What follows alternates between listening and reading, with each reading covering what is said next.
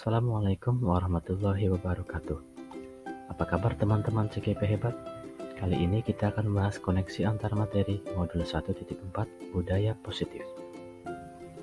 Perkenalkan, saya Slamet Haryanto, calon guru penggerak angkatan ke-7 Kabupaten Indramayu, unit kerja SMK Negeri 1 Balongan. Pada modul 1.1, kita belajar tentang filosofi pendidikan menurut Ki Hajar Dewantara. Filosofi pendidikan Ki Hajar Dewantara bahwa pendidikan dimaknai sebagai kegiatan menuntun segala kodrat yang ada pada anak-anak agar mereka dapat mencapai keselamatan dan kebahagiaan yang setinggi-tingginya, baik sebagai manusia maupun sebagai anggota masyarakat. Pendidikan dan pengajaran bukan hanya sekedar transfer ilmu pengetahuan, tetapi juga merupakan usaha persiapan dan persediaan untuk segala kepentingan hidup manusia, baik dalam hidup bermasyarakat maupun hidup berbudaya dalam arti yang seluas-luasnya. Maksud pengajaran dan pendidikan yang berguna untuk berkehidupan bersama ialah memerdekakan manusia sebagai bagian dari masyarakat. Manusia merdeka adalah manusia yang hidupnya secara lahir atau batin tidak tergantung pada orang lain, akan tetapi bersandar atas kekuatan sendiri. Selama seseorang merasakan tekanan-tekanan dari lingkungannya, maka proses pembelajaran akan sulit terjadi. Murid akan mampu menerima dan menyerap suatu pembelajaran bila lingkungan di sekelilingnya terasa aman dan nyaman. Salah satu tanggung jawab seorang guru adalah bagaimana menciptakan suatu lingkungan positif yang terdiri dari warga sekolah yang saling mendukung, saling belajar, saling bekerja sama, sehingga tercipta kebiasaan-kebiasaan baik. Dari kebiasaan-kebiasaan baik akan tumbuh menjadi karakter-karakter baik warga sekolah, dan pada akhirnya karakter-karakter dari kebiasaan-kebiasaan baik akan membentuk sebuah budaya yang positif. Hal utama dalam budaya positif adalah dengan disiplin positif. Sebagai pendidik, tujuan kita adalah menciptakan anak-anak yang memiliki disiplin diri sehingga mereka bisa berperilaku dengan mengacu pada nilai-nilai kebajikan universal. Nilai-nilai kebajikan yang sedang diterapkan di lingkungan sekolah diantaranya ada pada profil pelajar Pancasila, yaitu beriman, bertakwa kepada Tuhan Yang Maha Esa, dan berakhlak mulia, berkebinekaan global, bergotong royong, kreatif, bernalar kritis, dan mandiri. Motivasi perilaku manusia, hukuman, dan penghargaan. Diana Gossen dalam bukunya Restructuring School Discipline menyatakan ada 3 motivasi perilaku manusia. Yang pertama adalah untuk menghindari ketidaknyamanan atau hukuman. Yang kedua, untuk mendapatkan imbalan atau penghargaan dari orang lain. Yang ketiga, untuk menjadi orang yang mereka inginkan dan menghargai diri sendiri dengan nilai-nilai yang mereka percaya. Ada 3 metode yang sering dilakukan untuk membentuk kedisiplinan. Yang pertama adalah hukuman, yang kedua konsekuensi, dan yang ketiga restitusi. Disiplin dalam bentuk hukuman bersifat satu arah dari pihak guru yang memberikan, dan murid hanya menerima suatu hukuman tanpa melalui suatu kesepakatan.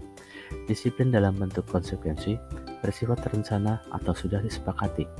Disiplin dalam bentuk restitusi bersifat terproses, menciptakan kondisi murid untuk memperbaiki kesalahan mereka sehingga mereka bisa kembali pada kelompok mereka dengan karakter yang lebih kuat. Dari ketiga metode ini, yang paling positif ada 2 metode. Yang pertama adalah konsekuensi dan yang kedua adalah restitusi. Unsur lain dalam membentuk kedisiplinan murid adalah dengan membuat keyakinan sekolah atau keyakinan kelas. Nilai-nilai kebajikan bahwa menekankan pada keyakinan seseorang akan lebih memotivasi seseorang dari dalam. Seseorang akan lebih tergerak dan bersemangat untuk menjalankan keyakinannya daripada hanya sekedar mengikuti serangkaian peraturan tertulis tanpa makna.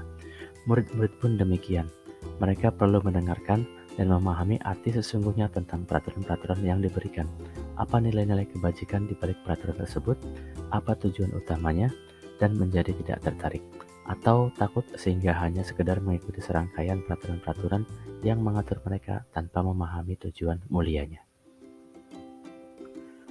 Dari ketiga metode pendisiplinan siswa, yaitu hukuman, konsekuensi, dan restitusi, yang sangat berpihak kepada murid adalah dengan restitusi. Posisi kontrol restitusi.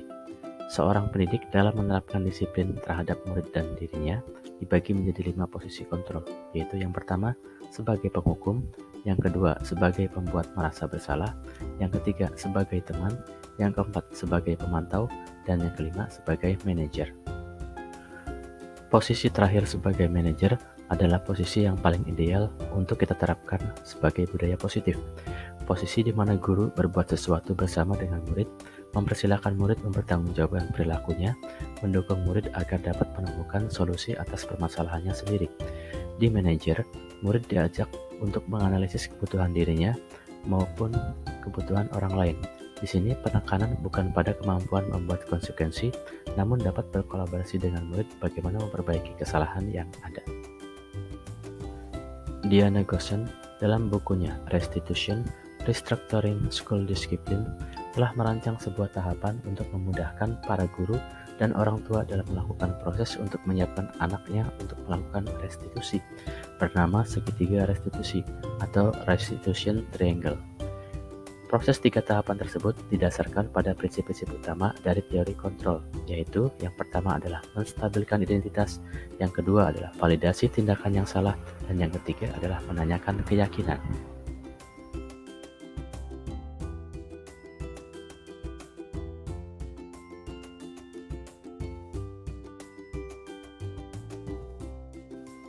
Kesimpulannya, dengan penerapan disiplin positif agar terciptanya budaya positif dan lingkungan sekolah yang kondusif, maka tujuan pendidikan nasional sesuai dengan filosofi pendidikan Ki Hajar Dewantara yang berpihak kepada murid dapat terwujud.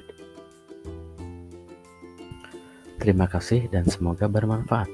Assalamualaikum warahmatullahi wabarakatuh.